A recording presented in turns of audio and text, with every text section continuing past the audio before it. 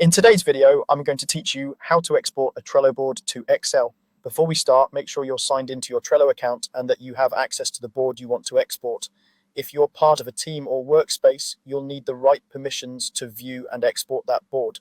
It also helps to quickly review your board so the export is clean. Things like archiving old cards or adding missing due dates can make your spreadsheet easier to work with. Open your browser and go to Trello.com. Once you're in, head to your boards view. You'll see the boards you've recently visited and any boards shared with your workspace. Find the specific board you want to export and click it to open. This is the board whose lists and cards will be turned into a file you can open in Excel. Inside the board, look to the top right of the screen for the three-dot button. Depending on your layout, it may appear as a menu icon or be labeled as More Options. Click it to open the board's menu. This is where Trello keeps actions like filtering, sharing, and exporting. In the menu, choose Print, Export, and Share. This section groups all the ways you can get your board's content out of Trello. From here, select Export as CSV. CSV stands for Comma Separated Values, and it's a universal spreadsheet format that Excel opens easily. After you click it, your browser will download a CSV file containing your board's data.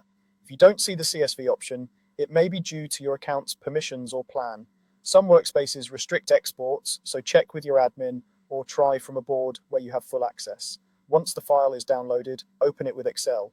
Excel will display your board as rows and columns. You'll typically see fields such as card name, list name, description, labels, due dates, members, and links back to Trello.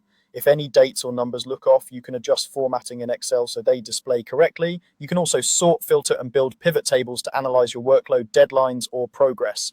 If you plan to keep working with the data, save the file as an Excel workbook so your formulas and formatting are preserved.